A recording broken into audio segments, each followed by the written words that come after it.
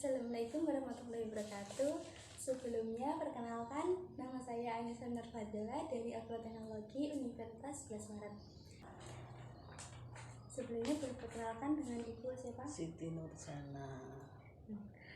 Pada kesempatan ini saya ingin berbincang-bincang dengan Ibu yang melakukan penyuluhan mengenai pengendalian hama terpadu. Sebelumnya saya akan menjelaskan mengenai pengendalian hama terpadu. Pengendalian hama terpadu itu merupakan upaya pengendalian hama yang dilakukan dengan menggabungkan beberapa teknik pengendalian secara kesatuan untuk mencegah kerusakan tanaman yang dapat ditimbulkan, serta dapat mengurangi kerugian secara ekonomi, mencegah kerusakan lingkungan dan ekosistem.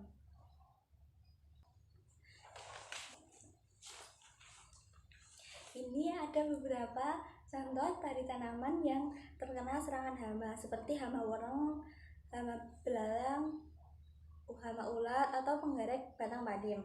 Nah, ini ada beberapa contoh cara pengendalian hama yang dilakukan dapat dilakukan. Pertama yaitu menggunakan sistem tanam jejer legowo.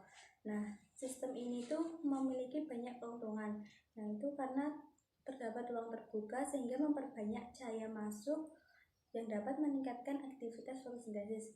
Kemudian juga memudahkan petani dalam mengelola usaha taninya seperti dalam pemupukan, penyiangan maupun dalam pengendalian UPT. Kemudian jumlah populasi tanaman ini juga dapat meningkat sehingga produktivitasnya juga dapat meningkat. Kemudian yang kedua yaitu dengan melakukan menanam tanaman refugia. Nah, contoh dari tanaman refugia sendiri itu ada seperti bunga kelingkir, bunga kertas, dan bunga matahari. Tanaman refugia ini tuh digunakan sebagai konversi musuh alami UPT yang bertujuan untuk meningkatkan populasi musuh alami dan membantu menekan populasi UPT yang dapat merusak tanaman padi. Musuh alami yang ini tuh dapat seperti kumbang, belalang sembah, dan capung jarum.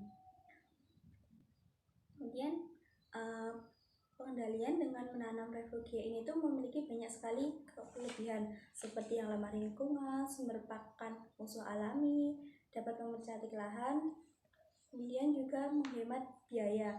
Tanaman ini juga mudah ditanam.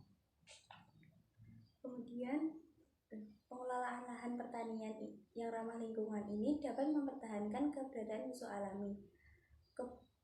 Selama ini tuh keberadaan musuh alami itu sering terganggu akibat adanya aplikasi pestisida yang berlebihan sehingga dapat mengurangi kemampuannya dalam mengatur populasi hama di lapangan.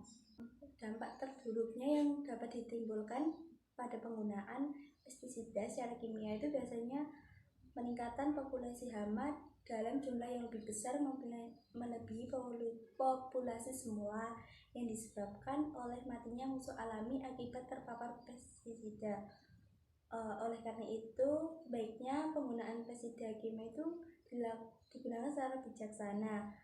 Juga merupakan salah satu langkah yang harus ditempuh untuk memperhatikan keberadaan musuh alami yang tersedia di alam.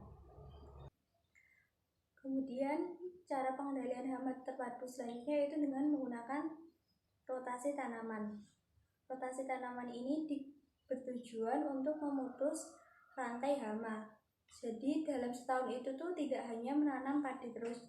Jadi kadang menanam padi, selanjutnya jagung, atau kemudian menanam palawija atau kemudian menanam kacang-kacangan. Penggunaan musuh alami dalam pengendalian hama terpadu ini tuh dapat mendukung ekosistem yang ada di alam. Perpaduan berbagai teknik pengendalian yang ramah lingkungan tersebut dapat mengurangi ketergantungan terhadap penggunaan pestisida. Nah, kelebihan dari pengendalian hayati itu yaitu aman terhadap lingkungan sehingga tidak berdampak negatif terhadap lingkungan, manusia, maupun organisme lain. Kemudian secara ekonomis juga diperlukan apabila musuh alami dapat bekerja dengan baik. Kemudian dapat efektif dan efisien jika musuh alami tersebut tuh sudah cocok dengan inang atau mangsanya.